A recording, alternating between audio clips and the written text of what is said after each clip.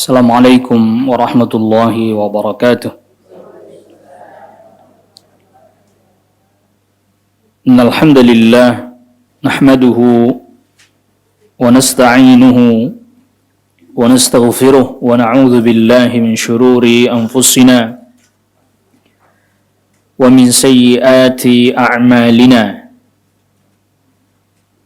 Man yahdihillahu fala mudilla lahu ومن يضلل فلا هادي له أشهد أن لا إله إلا الله وحده لا شريك له وأشهد أن محمدا عبده ورسوله يا أيها الذين آمنوا اتقوا الله حق تقاته ولا تموتن إلا وأنتم مسلمون يا أيها الناس اتقوا ربكم الذي خلقكم من نفس واحدة وخلق منها زوجها وبث منهما رجالا كثيرا ونساء واتقوا الله الذي تساءلون به والأرحام إن الله كان عليكم رقيبا يا أيها الذين آمنوا اتقوا الله وقولوا قولا سديدا يصلح لكم أعمالكم ويغفر لكم ذنوبكم ومن يطع الله ورسوله فقد فاز فوزا عظيما أما بعد فإن أصدق الحديث كتاب الله وخير الهدي هدي محمد صلى الله عليه وسلم وشر الأمور محدثاتها وكل محدثة بدعة وكل بدعة ضلالة وكل ضلالة في النار. معاشر الحاضرين والحاضرات أعزكم الله. Pada kesempatan pagi hari ini, pembahasan kita akan membahas terkait dengan Ramadan sebagai madrasah perubahan. Perlu sama-sama kita ketahui bahwa kalau diibaratkan sekolah, maka yang pertama harus ada tujuan. Maka kita mesti menetapkan apa yang menjadi tujuan kita sebagaimana yang ditetapkan oleh Allah Rabbul Alamin, yaitu menjadi orang-orang yang bertakwa. Di dalam suratul Baqarah ada 4 tempat atau ada 4 ayat yang diakhiri dengan firman Allah Subhanahu wa taala, la'allakum tattaqun. Di dalam suratul Baqarah ada 4 ayat yang berakhir dengan firman Allah Subhanahu wa taala, la'allakum tattaqun. Yang pertama yaitu pada ayat yang ke-21 dari suratul Baqarah. Firman Allah Subhanahu wa taala, ya ayyuhan nasu a'budu rabbakumul ladzi khalaqakum walladzina min qablikum la'allakum tattaqun. Wahai manusia, 21.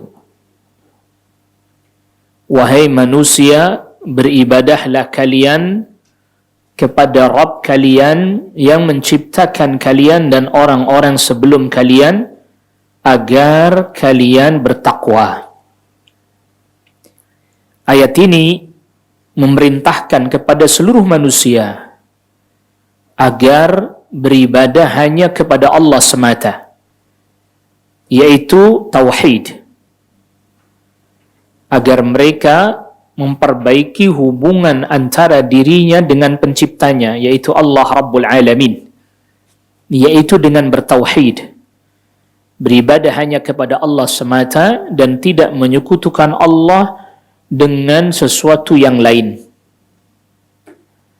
Maka oleh karena itu, tidak ada ketakwaan tanpa tauhid. Ya, tidak ada ketakwaan tanpa tauhid. Jadi kalau ada orang itu berbuat baik banyak, beribadah dan seterusnya, tapi dia tidak bertauhid kepada Allah Subhanahu wa taala, maka tidak ada ketakwaan pada dirinya. Wa in fa'ala ma fa'al. Walaupun dia berbuat apapun yang dia perbuat dari berbagai macam ketaatan atau kebaikan.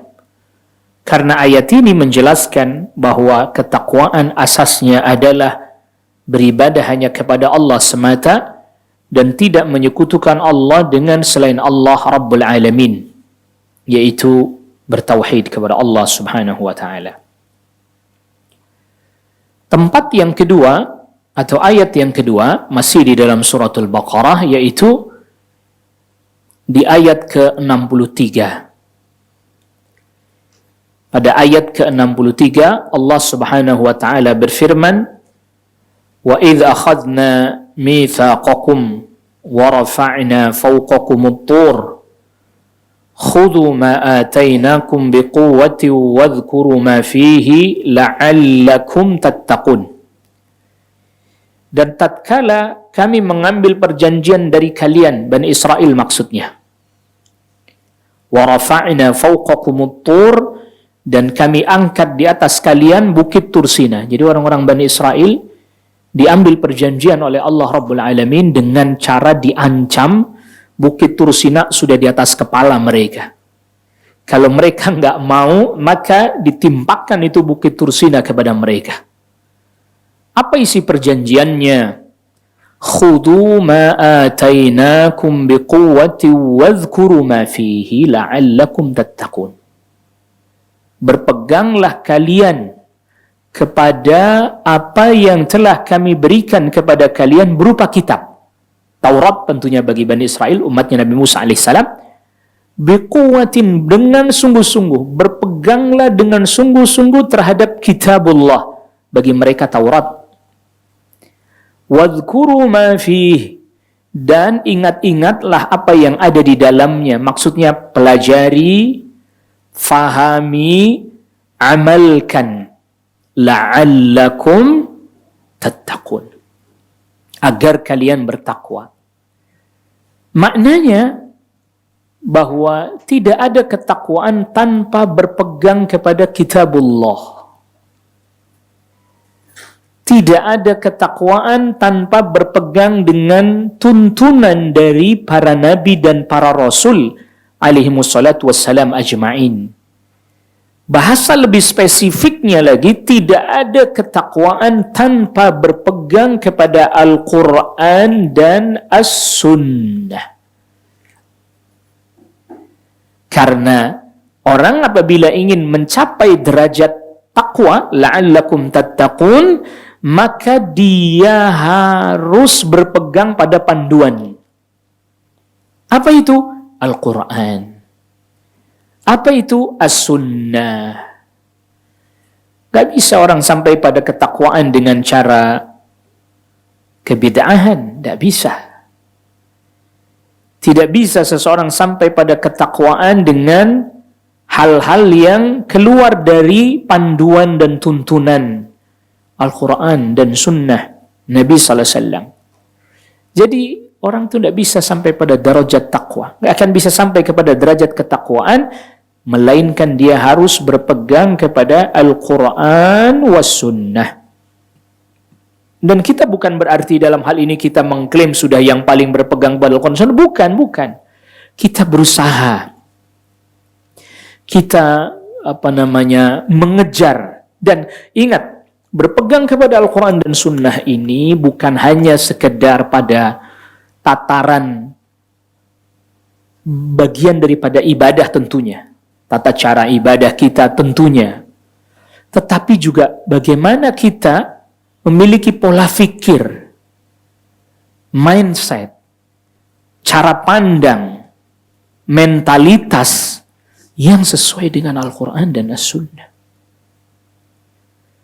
Karena di sebagian kita, alhamdulillah, pada sebagian prakteknya sudah sesuai dengan tuntunan. Tetapi mindsetnya, cara fikirnya, cara pandangnya, mentalitasnya belum. Nanti kita akan sebutkan sebagiannya ya, nggak seluruhnya, tapi sebagiannya saja sebagai contoh, ala sabilil mithal, sebagai contoh saja.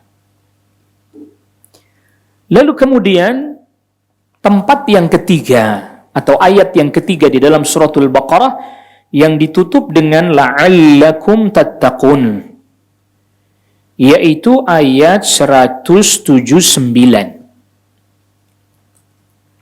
dari suratul Baqarah, ayat 179. Ayat ini berbicara tentang qisas.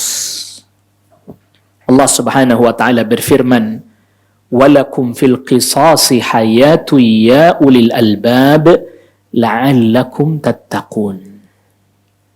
Bagi kalian di dalam hukum qisas terdapat kehidupan, wahai orang-orang yang mau berfikir menggunakan akalnya dengan baik, dengan benar, agar kalian bertakwa. Ayat ini membicarakan secara letterlek ayat atau tekstual ayat, nas, membicarakan tentang ketetapan Allah dalam aturan hukuman bagi orang yang membunuh. Jadi misalnya ada si A membunuh si B misalnya. Lalu pihak keluarga si B tidak terima, mengadukan ke pengadilan, dan pihak keluarga si B menuntut agar dihukum balas yang sama, yaitu dibunuh juga, dipenggal si A. Tidak ada kata maaf, karena itu nanti ada pilihan ya. Di ayat sebelumnya, ayat 178-nya kan diberi pilihan. Ya ayyuhalladzina amanu kutiba alaikumul qisasu fil qatla al-hurru bil hurri wal 'abdu bil 'abdi wal untha bil untha faman 'ufiya lahu min akhihi syai'un fattiba'un bil ma'ruf wa ada'un ilaihi bi ihsan dzalika takhfifun min rabbikum wa rahmah faman i'tada ba'da dzalika falahu 'adzabun alim. Itu ayat 178-nya. Wahai orang-orang beriman, diwajibkan atas kalian qisas dalam hal pembunuhan. Orang merdeka membunuh orang merdeka, budak membunuh budak, perempuan membunuh perempuan. Maka siapa orang yang dimaafkan, nah ini dari saudaranya, jadi artinya kalau pihak keluarga memaafkan, maka nanti ada kompensasi membayar diat 100 ekor unta. Nilainya atau sesuai dengan angka yang disepakati oleh pihak keluarga dan pihak yang membunuh. Faman 'ufiya lahu min akhihi syai'un fattiba'un bil ma'ruf, mengikuti dengan cara yang baik, wa ada'un ilaihi bi ihsan, ditunaikan dengan cara yang baik. Makanya seperti di misalnya kayak ini misal saja, contoh saja, tentu bicara ideal tidak mudah ya untuk bisa menerapkan hal ini. Misalnya seperti di Saudi Arabia, misalnya ada orang yang dibunuh, maka keluarganya menuntut untuk dikisos lagi. Kalau toh misalnya memaafkan, mereka boleh mengajukan angka yang mereka mau. 100 ekor unta itu angka minimal, senilai 100 ekor unta itu angka minimal.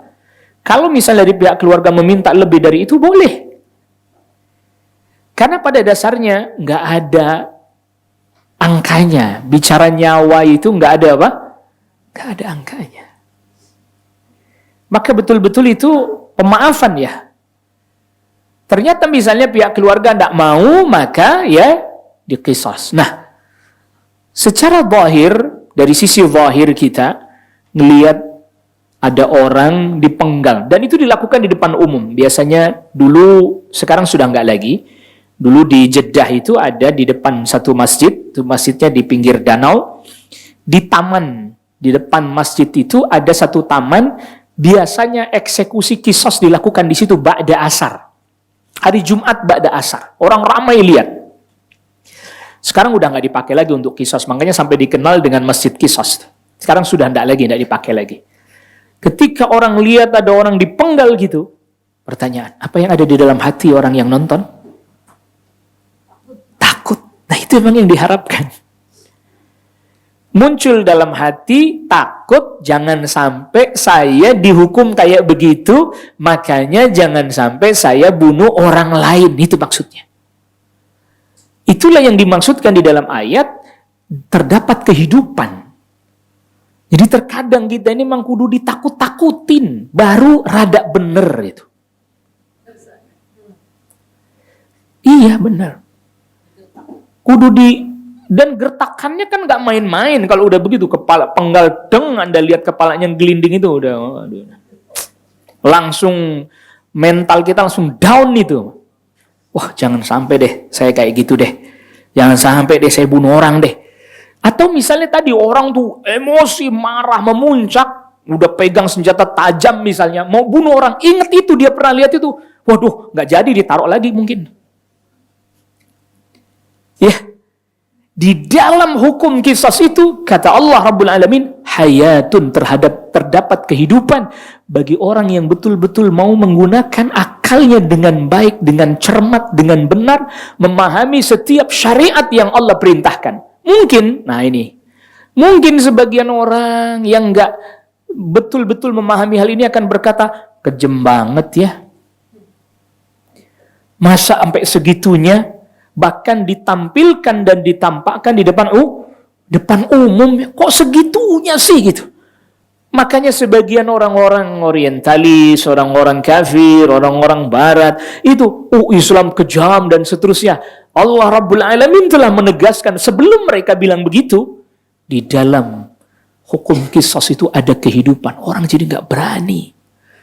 Nah, pertanyaannya kan sederhana. Ini kan berarti, perhatikan ini, penting ini. Ini angle yang jarang orang tangkap. Sisi yang terkadang kita tidak dapat atau belum aware. Apa itu? Mindset kita dirubah oleh Al-Quran. Cara pikir kita dirombak oleh Al-Quran. Tatkala kita beranggapan atau kita punya satu cara berpikir, mindset, bahwa itu buruk, qisas itu kejam, qisas itu buruk, qisas itu begini begitu, dirubah oleh Allah Rabbul Alamin. Enggak. Itu kebaikan loh buat Anda. Itu kebaikan loh buat kalian. Kalau bahasa kitanya, makanya mikir. Mikir yang benar, mikir ikut alur-alur ayat dan hadis. Makanya Syekhul Islam Ibnu Taimiyah rahimahullahu taala katakan bahwa akal yang sehat itu adalah akal yang mengikuti alur berfikirnya Al-Quran dan Sunnah. Yang artinya apa? Bahwa Al-Quran dan Sunnah bukan hanya sekedar panduan dalam aktivitas fisik badan, tapi juga Al-Quran dan Sunnah memandu kita untuk aktivitas batin, hati. Takut, cinta, harap. Al-Quran juga memandu kita untuk aktivitas berfikir kita. Harakatun fikriyah, gerak fikir kita. Sikap hati kita. Kondisi jiwa dan mental kita. Al-Quran ngerombak itu semua. Rubah. Ini yang coba kita ingin agak tekankan nih di sisi ini. Oke lah, permasalahan fiqhiyah oke. Kita tidak abaikan itu. Permasalahan amaliyah, badaniyah, jasadiyah, amalan fisik, amalan tubuh, amalan badan, oke, kita tidak abaikan itu. Karena itu bagian daripada syariat tentunya juga. Tetapi yang sering diabaikan banyak orang, yaitu amalan hati. Belum lagi tadi, cara fikir, sudut pandang. Yang ini dirusak. Terkadang dia sudah salat, terkadang dia sudah ibadah, dan seterusnya. Kita ambil satu contoh tadi. Cara pandang dia terhadap qisas, nggak mestilah harus begitu. Karena ada cara lain. Cara pandang dia terhadap hukum-hukum syariat yang lain, misalnya tadi potong tangan misalnya, yang masuk dalam al-hudud, yaitu hukuman-hukuman, misal, kita ambil contoh saja, atau kemudian rajam misalnya, atau kemudian cambuk misalnya. Nggaklah harus begitu. Lihat. Jadi di satu sisi dia secara fisik, gerak fisiknya tetap beraktivitas sesuai dengan aturan, tapi gerak pikirnya tidak sesuai dengan aturan syariat. Tidak sesuai dengan sunnah. Katanya ngikutin Al-Quran dan sunnah, tapi kok cara pikirnya begitu. Pola pikir. Dan yang paling susah dirubah ternyata itu. paling susah dirubah itu ternyata cara pikirnya. Orang merubah kebiasaan aktivitas fisiknya aja susah, betul-betul. Misalnya kita ketika ajak orang untuk meninggalkan bid'ah, misalnya contoh. Bid'ah fi'aliyah, bid'ah dalam bentuk perbuatan, dalam bentuk amaliyah. Itu saja susah luar biasa orang diajak untuk ke situ. Banyak sekali perdebatannya. Ternyata lebih susah lagi ngajak orang merubah cara pikirnya, cara pandangnya. Kan ini bicara tentang mentalitas tadi. Gerak hati juga gerak fikir. Padahal orang belajar nuntut ilmu tuh biar semuanya berubah. Bukan hanya pada satu sisi. Makanya perhatikan ketika Rasulullah SAW sabdakan, kam min saim. Hadis ini dihasankan oleh sebagian para ulama termasuk Syekh Al-Albani rahimahullah ta'ala. Kam min saim. Berapa banyak orang yang puasa. Walaysa lahu min siyamihi illa al-ju' wal 'atsh. Puasanya cuma dapat lapar dan padahal secara fisik dia puasa. Wa kam min qa'im. Berapa banyak orang yang dia salat malam Ramadan. Walaysa lahu min qiyamihi illa at-ta'ab was-sahar. Dan enggak dapat apa-apa dari qiyamnya kecuali hanya capek dan ngantuk.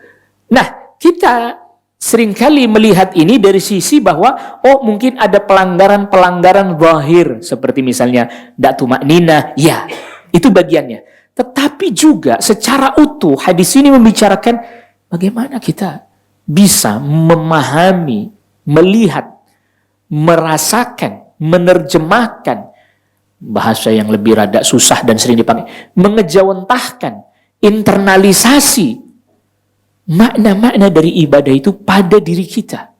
Sehingga mempengaruhi sikap hati kita, mempengaruhi cara pandang kita dan pola pikir kita. Dan ayat ini juga memberikan pesan kepada kita bahwa kalau Anda ingin jadi orang bertakwa itu ya jangan melanggar hak orang lain. Karena di antara hak yang paling tinggi, yang paling besar, yang mesti dijaga terkait dengan hak orang lain adalah masalah darah. Nggak boleh ditumpahkan, kan begitu. Maka Rasulullah SAW sabdakan di dalam hadis yang hasan, Inna awwala ma yuqda bainal ibadi ad-dam. Yawmal qiyamati ad-dam. Sesungguhnya pertama kali yang dihisab, diputuskan nanti pada hari kiamat terkait hubungan hamba dengan hamba adalah masalah darah. Kalau antara hubungan hamba dengan Allah, salat. Awwalu ma yuhasabu bil 'abdu min 'amalihi yaumal qiyamati as-salah. Yang pertama kali dihisab antara amalan hamba dengan Allah yaitu apa? Salat. Itu kalau kita dengan Allah Rabbul Alamin. Hubungan kita dengan Allah vertikal. Hablum minallah, huququllah, salat. Pertama kali dihisab. Setelah tauhid tentunya.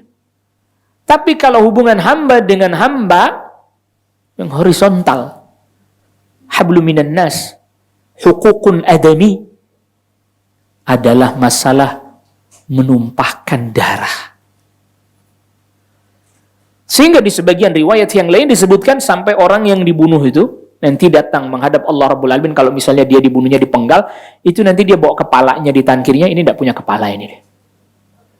Lalu kemudian dia gandeng orang yang membunuhnya menghadap Allah Rabbul Alamin. Ya Allah, inilah orang yang membunuhku waktu di dunia. Na'udzubillah. Sallallahu alaihi wasallam. Maka setelah ketakwaan itu dibangun atas dasar pondasi tauhid, lalu berpegang kepada Al-Quran dan Sunnah, selanjutnya ketakwaan dibangun atas dasar menjaga hak-hak orang lain. Jangan sampai kita ngelanggar hak orang lain dan seterusnya. Ini yang ketiga. Dan yang keempat, yang keempat ini ya, yang di ayat puasa itu, ayat 183 dari suratul Baqarah. Ya ayyuhalladzina amanu kutiba alaikumus siyam kama kutiba alal ladzina min qablikum la'allakum tattaqun. Wahai orang-orang beriman, diwajibkan atas kalian berpuasa sebagaimana diwajibkan atas orang-orang sebelum kalian agar kalian bertakwa. Apa pesannya? Pesan besarnya apa? Pesan besarnya, terkadang satu ibadah itu ada kesulitan. Salah satu dari bentuk kesulitan. Sekarang tanya, puasa, ada nau' minal masyaqqah, nggak? Ada bentuk kesulitannya nggak? Hah? Ada kan? Lapar, betul? Haus, betul? Nah, itu namanya nau' minal masyaqqah. Ada bentuk kesulitan. Ujungnya takwa. Awalnya nidaknya panggilannya iman. Maka orang beriman ketika melihat ada perintah, satu ibadah, satu ketaatan yang di dalamnya ada nau'un minal masyaqqah, salah satu bentuk kesulitan-kesulitan ini, orang beriman memandangnya sebagai sebuah bagian dari proses. Bukan memandangnya sebagai sebuah siksaan. Ya. Dan kadang sebagian orang nih, nah ini kita ambil contoh. Mau Ramadan yang muncul pada dirinya mental korban. Apa itu mental korban? Aduh, lapar nih. Aduh, nggak bisa sarapan nih. Aduh, nggak bisa makan siang nih. Aduh, begini, aduh, begitu, aduh, udah semuanya serba. Ini namanya mental korban, victim. Ya, mental pesakitan. Bawaannya tersit. Aduh.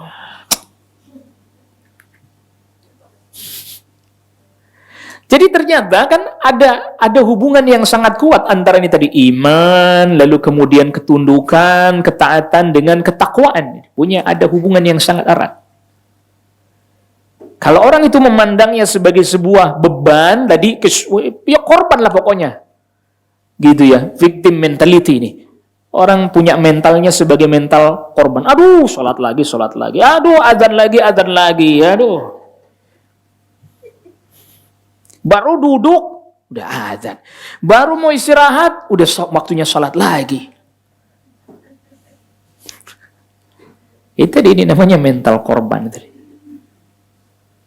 Ada juga orang yang masuk ke dalam bulan Ramadan, itu yang ada dalam pikirannya, benaknya ini mental orang balas dendam. Atau party, pesta. Makanya bazar kuliner Ramadan. Festival jajanan. Ini bulan puasa apa bulan kuliner ya?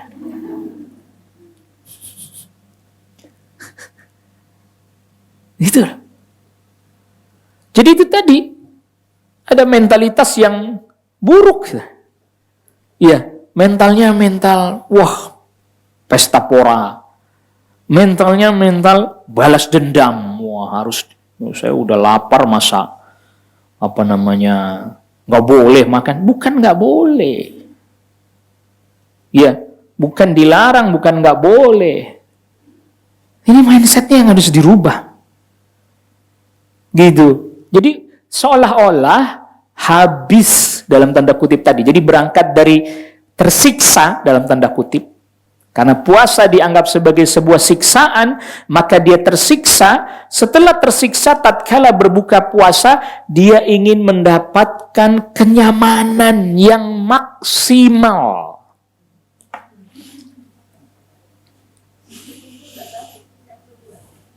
Loh, bukan tidak boleh orang dapat kenyamanan. Tapi kemudian dia berpikirnya kenyamanan yang apa? Maksimal. Ini istilah agak susahnya namanya fast famine. Fast famine. Udah habis tersiksa, dia pengen nyaman maksimal. Itu dia tuh. Itu mindsetnya begitu tuh. Iya. Kalau lagi nggak, sekarang sederhana saja lah. Apakah bapak-bapak atau ibu-ibu tiap hari, tiap sore mengkonsumsi es buah? Tatkala sedang tidak bulan Ramadan. Enggak toh. Tapi kan haus Pak Ustadz katanya. Oke, baik, kita balik lagi. Waktu lagi nggak Ramadan, haus ngapain? Minum apa? Kopi katanya. Selesai kan? Haus minum? Ya. Selesai kan? Selesai. Kenapa ketika Ramadan harus every single day? Sudah saya bikin bahasanya sampai detail. Kalau cuman every day masih kurang stressingnya. Every single day. Itu kan bicara mindset toh. Dari mindset turun ke mata. Dari mata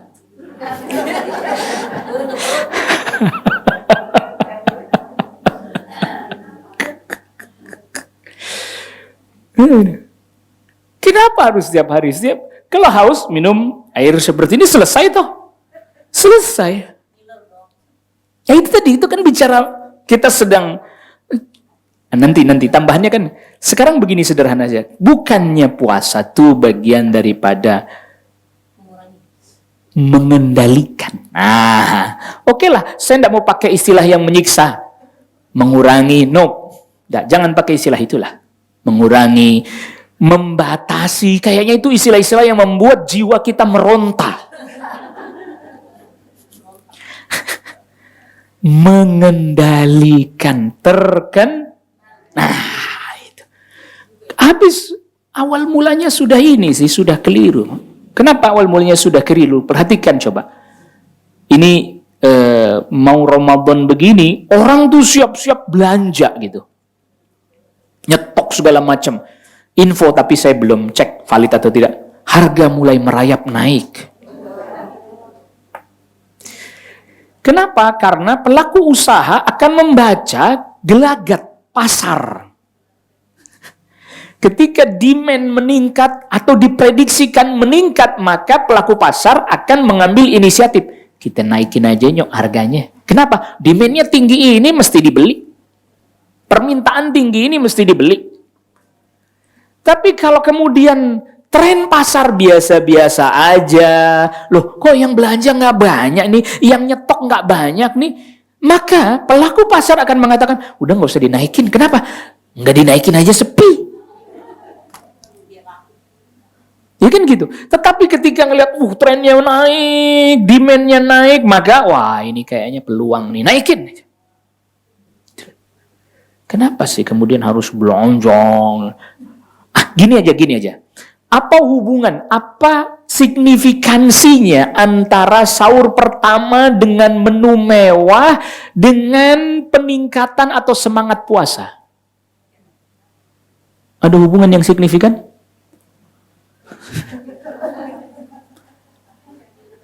Tolong jawab. Oh, tapi anak-anak Pak Ustadz. Oke, kita survei di lapangan. Saya surveinya sudah dari saya kecil sampai sekarang sudah punya anak kecil. Jadi sekitar 40 tahun. Ternyata anak-anak dimasakin menu kesukaannya yang mewah dan seterusnya. Bangunin deh sahur pertama, bangunin. Susah.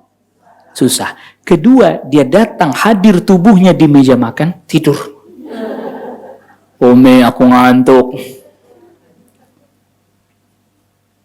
Berarti gak ada signifikansinya dong. Antara menu mewah dengan semangat sahur aja gak ada ternyata. Udah begitu dengan semangat puasa, gak ada juga. Buktinya hari pertama Ramadan, Jakarta seperti kota mati.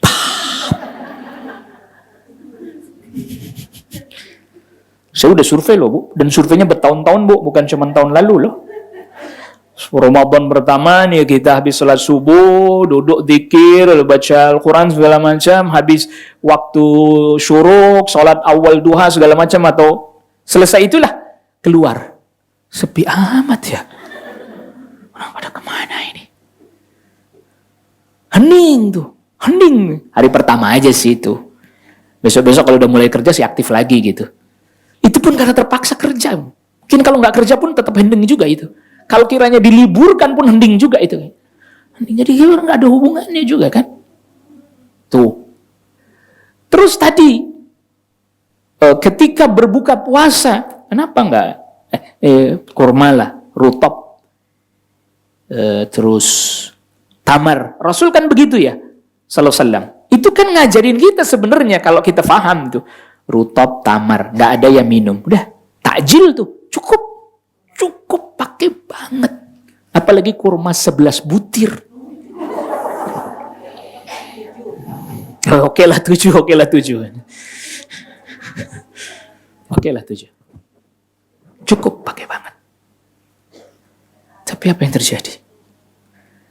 Saya juga udah survei, ini bertahun-tahun survei. Sampai di masjid di dekat rumah saya, beberapa hari yang lalu, sepekan yang lalu, kita ada meeting.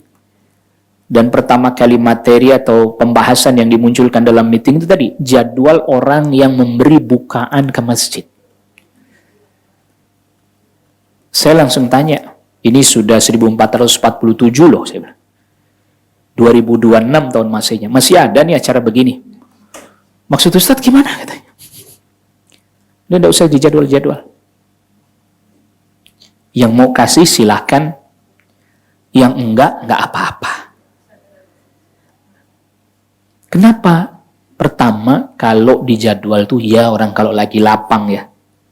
Kalau lagi enggak lapang, terus dia berhubung kena jadwalnya kan jadi enggak nyaman dia. Jangan dibebani orang, itu satu. Kalau ada yang mau kasih silahkan. Jadi kita tidak, di tempat saya juga nggak banyak orang yang singgah. Mungkin kalau masjid di sini banyak orang singgah. Karena di jalan raya, karena itu masuk dalam gang nggak banyak orang singgah. Orang ojol segala macam jarang singgah. Iya kan? Mungkin nyediain mereka, silahkan aja. Tapi masjid tetap menyediakan kurma, saya bilang gitu. Cari kurma yang bagus, beli kurma yang bagus. Ya, sukarilah, saya bilang gitu. Nggak boleh, saya bilang nggak boleh yang di bawah itu. Sampai saya tekankan, sukarilah. Air tentu kita sediakan, sukari kita sediakan. Kita lihat antusiasmenya, saya bilang. Apakah antusias kalau banyak gorengan, saya bilang. Karena berkali-kali, padahal kita beberapa tahun yang lalu pun sudah sediakannya kurmanya sukari. Itu kita taruh di piring, masih banyak, balik lagi ke kardus lagi. Saya nggak tahu ini apa yang terjadi. Taruh lagi. Ini sukari loh, saya bilang. Udah sukari, mau saya naikin level kemana lagi nih? Ternyata bukan soal mejol atau sukarinya. Lidahnya mungkin ini. Jadi nih Bu, nih di piring nih ada sukari, di sini ada gorengan, di sini Bu yang dipilih. Yang habis yang ini nih. Yang ini yang habis. Tuh, yang ini enggak. Padahal kalau kita perhatikan kan Rasul begitu polanya itu kan. Enggak ada boleh makan 3 butir, 5 butir, tadi 7 butir. Oke loh Bu, enggak ada masalah. Nah, yang memang yang sering kali saya tidak tahu ini, hadisnya tidak ada. Berbukalah dengan yang manis. Tidak ada ini hadisnya. Saya tidak tahu ini hadis riwayat siapa ini. Jadi kalau nggak ada warnanya, nggak ada rasa manisnya itu, every single day. Saya nggak nyebut merek loh ya. Kan beda dong manisnya kurma dengan manisnya gula. Beda apa beda? Beda. Jadi tadi bicara mindsetnya ini. Jadi kenapa harus setiap buka minumannya harus yang manis gula, apapun variannya lah. Mau sirup atau apapun. Kenapa harus itu? Kenapa enggak kurma? Yang itu Rasul sallallahu alaihi wasallam contohkan. Jangan Anda berkata zaman dulu nggak ada gula ya. Repot ini. Ini pertanyaan ungkapan terlampau spekulatif. Mungkin zaman Rasul dulu nggak ada gula Pak Ustadz. Repot ini.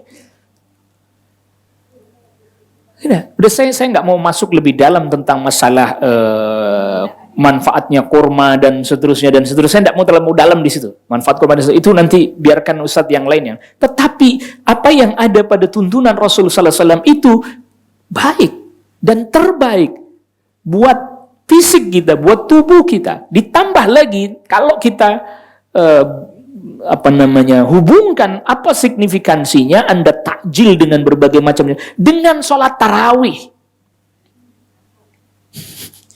Jadi gara-gara bukanya gorengan, terus macam-macam tadi, es ini, es itu, lalu tarawihnya semangat gitu.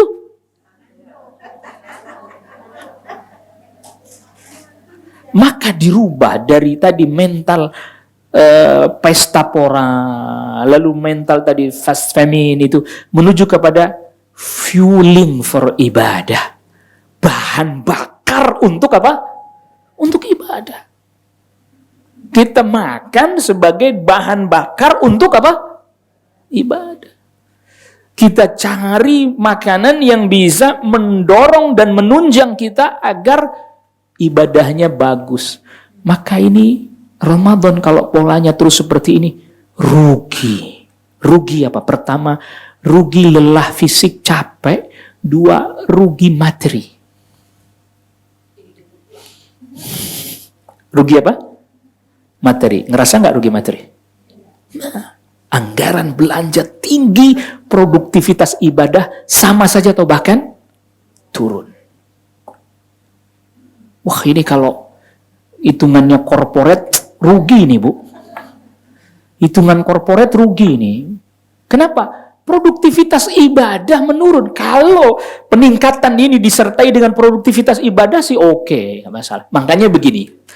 Para pendaki spiritual, the climber istilahnya, itu kalau kita misalnya di Masjid Nabawi, Masjid Nabawi. Pernah satu ketika, ini masih awal Ramadan, belum akhir Ramadan. Kalau orang yang masuk ke dalam Masjid Nabawi, itu mereka dapat menu berbukanya kurma, di plastik itu isinya kurma, yogurt, roti, jus, buah. Komposisinya nih, kadang apel, kadang pisang. Kadang jeruk, betul. Komposisinya cuma itu. Yang di dalam. Ibu-ibu tahu yang di luar di pelataran Masjid Nabawi, masih di dalam area pagar, tapi di pelataran Masjid Nabawi, luar biasa sekali. Nasi mandi kambing, Bu. Di gerbang berapa gitu, saya lupa. Karena saya dikasih tahu ada jamaah bilang gitu, Ustaz, kita bukanya yang sebelah sono. Emang kenapa? Nasi mandi kambing. Jadi karena saya pengen tahu, saya ikut sama dia itu. Pas ikut sama dia, bener, Bu. 30 menit sebelum maghrib itu, kita sudah dikasih menu-menu takjil lah itu, ada juga sudah dikasih di plastik begitu, tiba-tiba datang, bawa panci besar gitu, terus ada piring gitu, berak. Nggak dihitung, nggak ditakar sama dia. Cuman pas giliran kita terima, kita pikir, nintar sholat maghrib, nintar sholat isya, nintar sholat tarawih.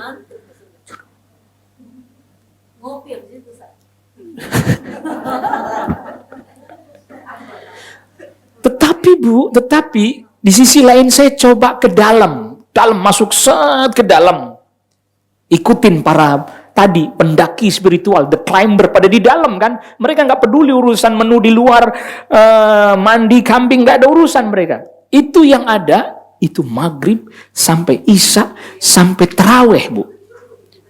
Cukup. Mereka masih pulang, masih ditenteng, belum habis ternyata. Tuh kan? Jadi kalau mindsetnya cukup, tapi mindsetnya belum makan kalau belum nasi. Indonesia tuh. Jadi kan tergantung tadi nih semangatnya. Para pendaki ternyata cukup. Kadang malah dia cuman makan kurmanya sama rotinya, minum udah. Apalagi di dalam ada zam-zam tinggal. Ingat yang tong di luar hari ini di Masjid Nabawi bukan zam-zam. Walaupun di dalam tong. Kalau yang di dalam dia zam-zam. Dia minum zam-zam. Dia makan kurma. Terus roti. Sholat. Maghrib dia duduk sampai isya. Habis isya dia lanjut sampai tarawih. Baru keluar. Luar biasa tuh kan. dia betul-betul ngelawan kebiasaannya waktu di Indonesia. Nggak ada di sana bakwan, nggak ada.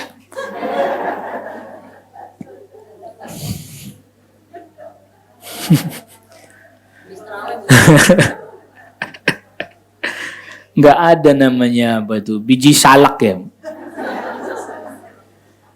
Taulah ya, tahu ya kan biji salak, tahu kan? Ya, sampai ada bercandaannya lah. Biji salak empuk kalau Ramadan katanya. Maksudnya kalau lagi nggak Ramadan susah nyarinya gitu. Seperti itu. Itu dibicaranya tuh, perubahan itu mestinya kan dari satu Ramadan ke Ramadan berubah gitu, berganti. Bukan, lagi-lagi bukan nggak boleh, terkendali tuh. Termasuk tadi anggaran. Anggarannya bengkak itu.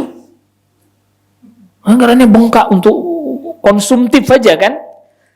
Padahal mestinya kan makan kita berkurang dong. Idealnya begitu. Coba kita hitung pakai hitungan kasar aja. Orang kerja. Saya pakai hitungan orang kerja. Sarapan dia. Lalu kemudian coffee break, betul? Jam 10-an. Lalu kemudian makan siang, maksi, betul? Lalu kemudian coffee break lagi jam 3, betul? Duh, ini kan ngikutin orang kerja ini. Ceritanya begitu. Lalu kemudian makan malam lah gitu. Ya misalnya ini kalau yang ada makan malam. Jadi yang namanya makan malam tuh dinner itu jam 18.00 sebenarnya, Bu. Jadi ibu cek aja. Itu di angka jam 19 saja itu sudah kemalaman. Iya. Jadi orang-orang barat, orang bule itu dinner itu jam 18. Ya kan nggak sholat maghrib. Jam 18 dia. Itu makan malam. Bukan jam 21.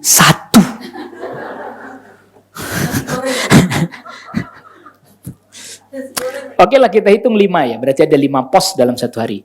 Sarapan kita majuin ke sahur. Berarti nanti coffee break jam 10 kosong dong. Makan siang juga kosong dong. Ini kalau coffee breaknya ala orang-orang kantoran 50.000 nih. Ya, yang paling murah di angka 40.000. 35 udah agak dipres, mereknya standar. Awas jangan sebut merek. Nggak ada yang di-endorse kan? Makan siangnya di mall, resto, 100.000 lah per orang. Yang untuk coffee break sore digeser takjil. Oke? Makan malam tetap ada lah, kita poskan lah. Walaupun habis terawih, terserah lah urusannya itu. Berarti kan ada 2 pos nih, 150.000 per hari. Mestinya ini bisa dialihkan, redistribusi kepada apa? Sedekah. Memberi makan kepada orang yang memang membutuhkan untuk berbuka puasa. Bukan memberi makan orang puasa. Jangan, orang puasa jangan kasih makan.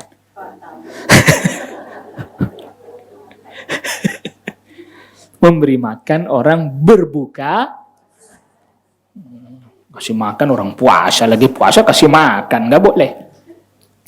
Jadi rumusnya bukan lagi konsumtif semata, itu tetap ada posnya, tapi redistribusi untuk investasi akhirat.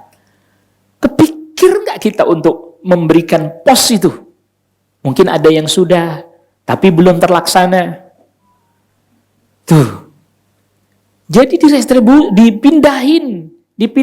Ini nggak kepake berarti ke sini. Bukan justru yang tadi, belum lagi jadwal buka puasa tuh.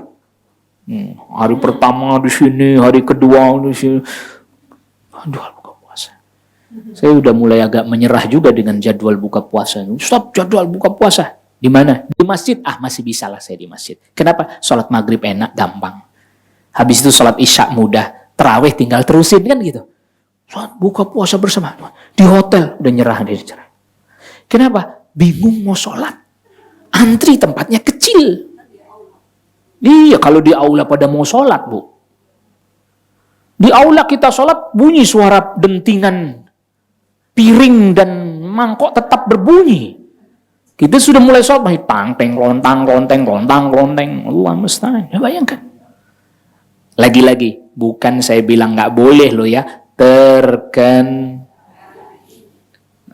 Jangan salah paham nih. Gara-gara ustadz nih, jadi nggak boleh nih buka puasa di hotel. Salah lagi.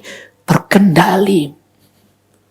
Ya, semuanya serba dikendalikan. Kan puasa, mengendalikan diri. Bukan terus mengendalikan dirinya hanya dari subuh sampai maghrib. Selesai maghrib jor-joran. Ya tadi, mental balas dendam. Jor-joran, habis-habisan.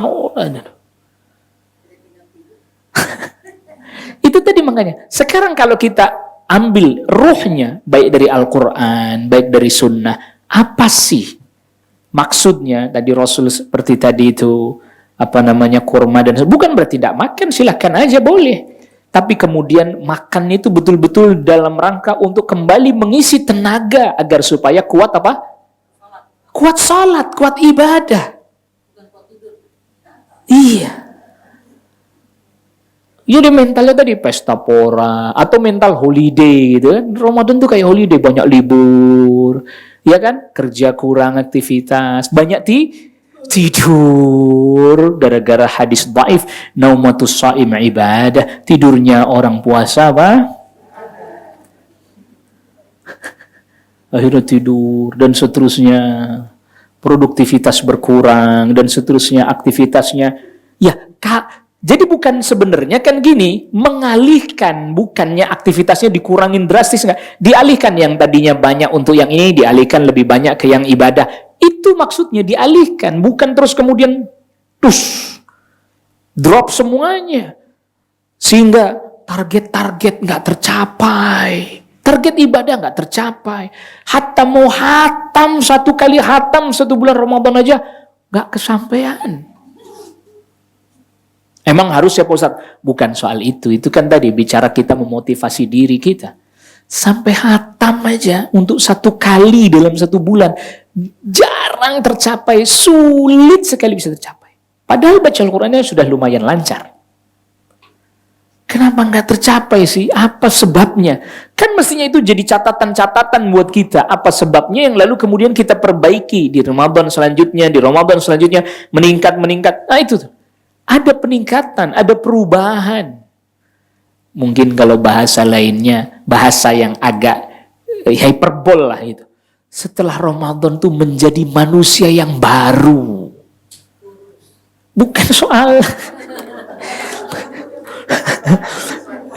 bukan cuma soal bicara kurus ya Bu ya, jangan salah persepsi ntar maksudnya Ustadz apa nih nyindir-nyindir nih katanya. Bukan. Menjadi manusia yang baru dengan mentalitas yang baru, dengan cara fikir yang baru, dengan semangat ibadah yang menggebu. Lalu kemudian semangat belajar menuntut ilmu yang sungguh-sungguh.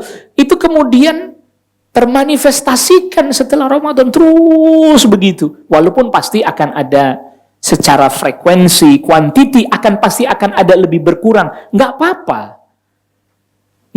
Kenapa? Memang diberi jeda. Sekarang perhatikan nih.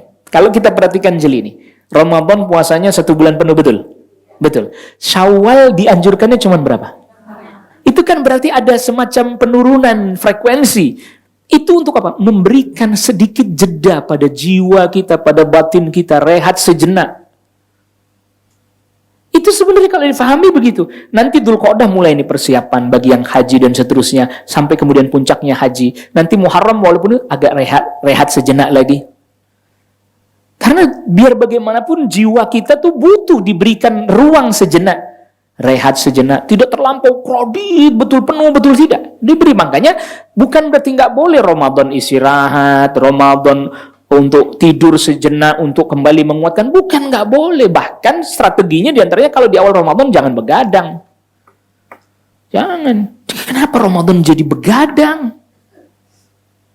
Kalau tiada artinya. Nggak saya terusin. Iya kan? Wah, Ramadan pada begadang segala macam itu. Buat apa? Habis tarawih, sempat baca Quran, tidur. Jam 10 tidur. Gitu, setengah 4 bangun. Jam 4 sahur. Enak kan? Tuh, termasuk tadi ngatur waktu sahur. Jam 4 sahur, setengah 5 subuh. Habis subuh aktivitas. Bakar yang tadi barusan. Jangan punya mindset, pokoknya karena nanti puasa loadingnya yang banyak. Biar kuat, puasa. Nih, dulu kan begitu, orang tua dulu begitu. Saya juga begitu sama. Makan yang banyak, biar kuat. Puasa, padahal pencernaan kita tidak pernah disetting untuk menyimpan makanan. Seberapa banyak makanan masuk, pasti langsung apa? Diproses, habis. Ada kalanya habis jadi energi. Yang dipakai habis jadi energi yang mengendap. Energi mengendap jadi apa? Bapak Ibu? Jadi apa? Lemak. Kalau yang nggak punya otot jadi lemak. Maka dia cari penyimpanan. Di antara tempat yang paling nyaman di sini. Di sini. Betul. Kalau kaum laki-laki di sini.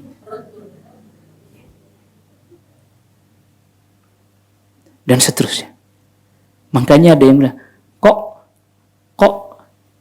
puasa-puasa saya malah berat badannya naik, katanya gitu.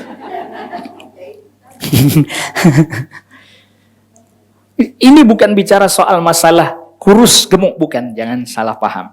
Tapi bicara orang merubah mindsetnya. Bicara orang merubah cara fikirnya. Bicara orang keluar semakin meningkat ketakwaannya.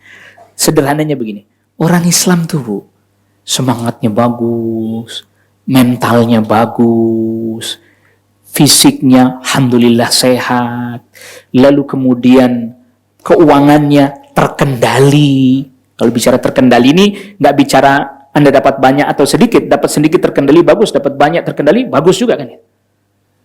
Lalu kemudian apa? Dia banyak bisa memberikan manfaat. Banyak bisa berikan apa? Bukan bicara hanya untuk dirinya sendiri. Ini buat saya, ini untuk saya, ini enggak. Tapi dia bisa berbagi, silaturahim, dan seterusnya. Sehingga apa? Betul-betul kerasa. Jadi orang seringkali menerjemahkan berkahnya Ramadan itu, dia dagang laris habis. Berkah ya Pak Ustadz, katanya. Saya enggak mau komen dong kalau lagi di situ. Kalau di pengajian baru saya bicara, karena orang lagi begitu sensitif, Bu. Berkahnya Ramadan itu adalah ketika kita bisa memaksimalkan apa yang kita miliki, apa yang kita punya, walaupun mungkin sedikit, bisa berbagi sama kerabat, sama keluarga, dan seterusnya. Sama orang di sekeliling kita. Itu dia. Bukan cuman, waduh dagangan saya laris nih Ramadan. Bukan. Sehingga ada sebagian orang mengejar, karena tadi dia menganggap keberkahan itu, dikejar betul-betul Bu, omset. Ramadan ngejar omset. Awas, bukan berarti nggak boleh nih, salah lagi nih. Kejar omset. Bener ini kejadian. Saya pernah 10 malam terakhir tuh lewat, habis ngisi di satu masjid, Jakarta Islamic Center yang di depan. Itu sudah malam, masih penuh orang dagang. Bayangkan, orang sedang itikaf, dia itikaf juga. Jadi itu di lapaknya dia itikaf. Sampai bergantian tuh. Jadi misalnya dia ini ntar istrinya adiknya gitu bergantian. Jadi lapaknya nggak pernah ditutup terus begitu. 24 jam. Makin akhir makin kencang. Sekali lagi saya bukan bilang nggak boleh, salah paham lagi ntar repot nih urusannya. Tapi kok dia sampai sebegitu kuatnya. Pasti kan tadi ada motivasi, ada cara pandang yang dia pegang, yang dia yakini. Kenapa? Karena lagi-lagi hari raya itu identik lagi-lagi dengan pesta pora.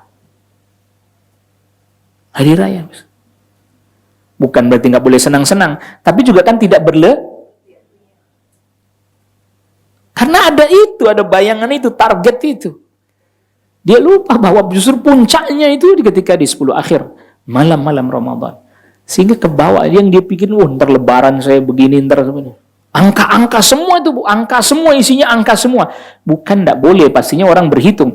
Tapi lagi-lagi, terkendali. Wallahu a'lam. Kita cukupkan kajian kita kali ini. Karena nggak ada pertanyaan ya? Ada. Saya nggak ada.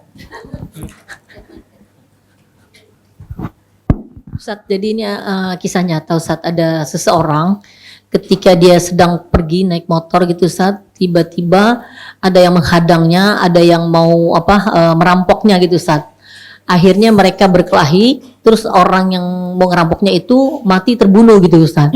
Terus sudah dia pergi gitu loh Ustaz. Dia juga nggak tahu yang mau ngerampok itu siapa. Nah jadi kan intinya dia kan udah pernah membunuh ya Ustaz ya. Apakah itu nanti juga akan dihisap gitu loh Ustaz? Baik. Rasulullah SAW bersabda di dalam hadis yang sahih, diriwayatkan oleh Al-Imam Al-Bukhari.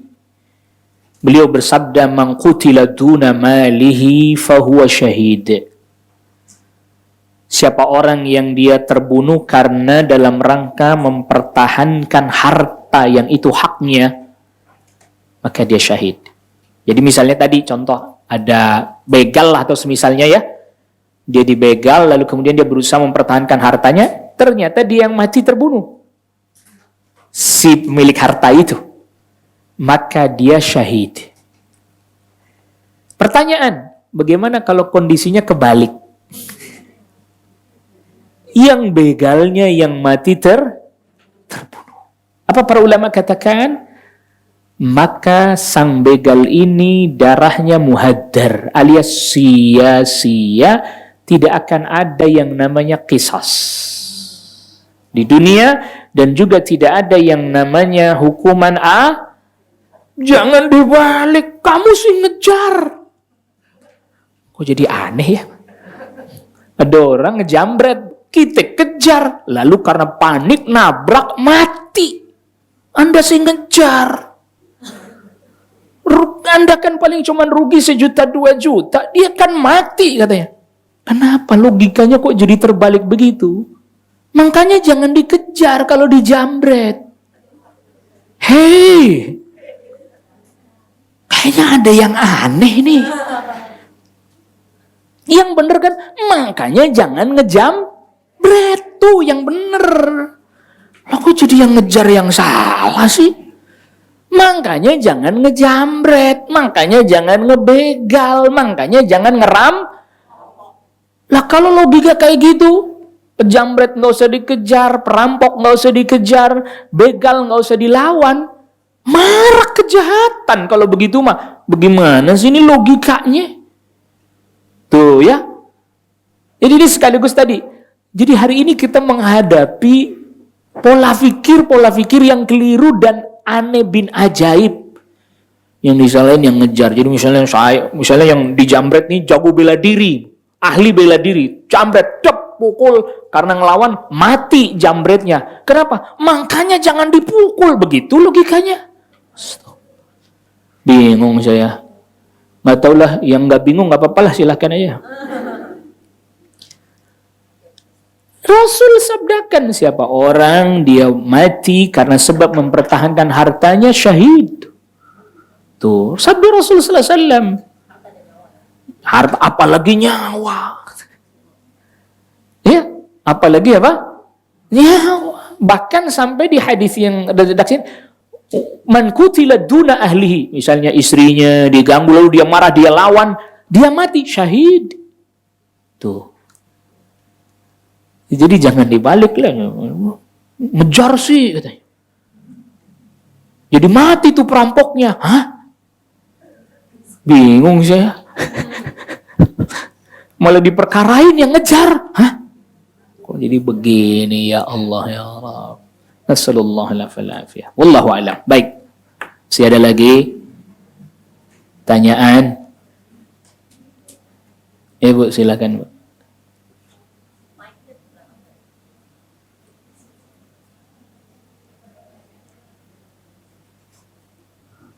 Iya, coba langsung aja Bu, kali kedengeran sama saya Bu. Assalamualaikum warahmatullahi wabarakatuh. Acara santunan. Kasih mic kalau begitu. Ini kan jauh nih Bu, udah mulai ini nih, mulai mengalami penurunan drastis ini. Mata sudah mulai kabur ini. Assalamualaikum warahmatullahi wabarakatuh. Waalaikumsalam warahmatullahi wabarakatuh. Ini titipan pertanyaan nih, Tad. Ini kalau kita mengadakan acara pernikahan misalnya. Pernikahan. Nah, sementara ada yang memberikan kado kepada kita. Memberi kado. Tapi kita tahu nih pekerjaan orang yang memberi ini nih dari hasilnya tidak halal gitu. Apa hukumnya yang kita terima ini? Boleh atau tidak?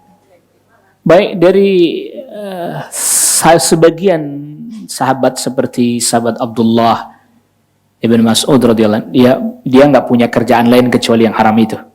Ya mungkin setahu kita kerjaan dia hasilnya misalnya rentenir lah istilahnya. Ya. Abdullah bin Mas'ud radhiyallahu an katakan bahwa itu urusan dia. Perpindahan dia harta itu ke kita dengan cara diberi itu halal. Ya, perpindahannya dengan cara diberi halal. Tapi kalau kita mau punya sikap warok lah, artinya sikap hati-hati secara individu, lalu kemudian kita sodakokan lagi dan itu urusan masing-masing. Begitu. Tapi perpindahan dia ke kita dengan cara diberi itu kan perpindahan yang apa? Perpindahan yang haram apa halal? Halal. Jadi dia nih nyari hartanya haram nih Bu. Itu kan berarti harta itu pindah ke dia dengan cara yang haram. Lalu dia misalnya kasihkan ke ibu, dia belikan makanan ke warung. Orang warungnya saya nggak mau nerima nih. Kenapa? Dia kerja dari yang haram. Kan perpindahannya ke ibu halal. Berpindahnya dengan cara yang halal. Maka tadi saya katakan, kalau misalnya secara sikap individu, nanti saya kasihin lagi ke orang lain, silahkan. Tetapi perpindahannya ke ibu dengan cara yang halal. Ini diistilahkan oleh para ulama namanya teori putus, Bu. Teori apa? Teori putus. Karena kalau tidak pakai teori putus gini, semua jadi haram semua nanti. Termasuk misalnya ibu jualan, ibu tahu dia dari hasil yang haram beli, ibu nggak mau, jadinya nanti begitu. Namanya karena pakai teorinya terus nyambung. Kali ini nggak teori putus, putus di dia aja, karena dia yang mendapatkannya dengan cara yang apa? Haram. Jadi teorinya teori putus.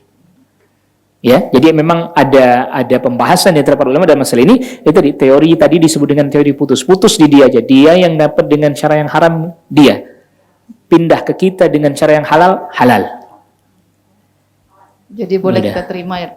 Boleh, Ibu. Boleh. Tapi kalau Ibu hati-hati terima habis itu mau dikasih orang lain, itu sikap individu masing-masing, silahkan. Wallahu a'lam. Terima kasih. Baik, kita cukupkan kajian kita kali ini. Semoga Allah Rabbul Alamin berikan kepada kita kemampuan, pertolongan untuk bisa menunaikan ibadah yang terbaik di bulan Ramadan. Wallahu ta'ala ala wa alam wa sallallahu ala nabina Muhammadin wa alihi wa sahbihi wa sallama tasliman katsira. Subhanakallahumma wa bihamdik asyhadu an la ilaha illa anta astaghfiruka wa atubu ilaik. Wassalamualaikum warahmatullahi wabarakatuh. Dukung Al-Hujjah untuk punya tempat dakwah. Salurkan wakaf lahan melalui Bank Syariah Indonesia. Nomor rekening 7796001377 atas nama Al-Hujjah Dakwah Islamiyah dengan memberikan kode 300 di belakangnya. Contoh, Rp 10.300.000. Syukron wa jazakumullah khair.